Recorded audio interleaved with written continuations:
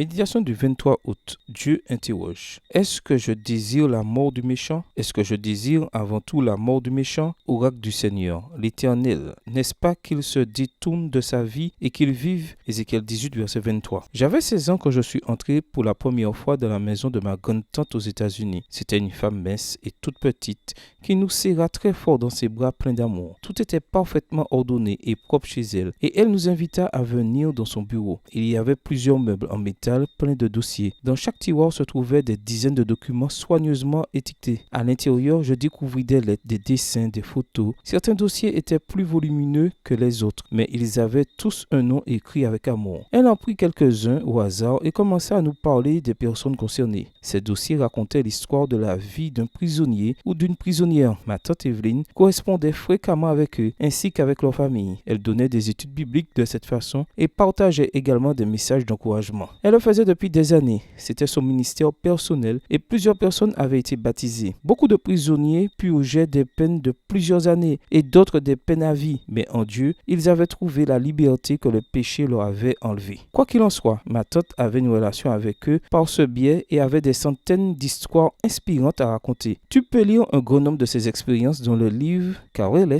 Senrechas, Prison sans barreaux. Ma tante avait perdu son mari quand elle était jeune et ses enfants et ses petits-enfants étaient déjà grands. Elle avait beaucoup de temps libre. Quel amour il y avait dans chaque lettre. Elle passait des heures et des heures à répondre, à réfléchir aux questions à poser pour toucher les fibres les plus sensibles des cœurs endurcis par le péché, à prier pour les décisions que chacun devait prendre et à veiller à leurs besoins émotionnels, spirituels et parfois même matériels. Non, Dieu ne veut pas la mort du méchant. Il est prêt à lui pardonner, à lui donner une autre chance, à lui donner la vie en abondance, comme il est prêt à le faire avec chacun de nous. Dans son amour infini, il allume la flamme de la compassion chez beaucoup de ses enfants et il les utilise sans mesure pour en atteindre beaucoup plus. Je ne sais pas si ton église est impliquée dans un ministère auprès de prisonniers, mais une partie de notre mission concerne cette catégorie de gens. Parle de cela avec ton pasteur et prie pour voir ce que tu peux faire, compte tenu des mesures de sécurité nécessaires pour leur montrer que Dieu peut les transformer. Bonne journée à toi et que le Seigneur te bénisse.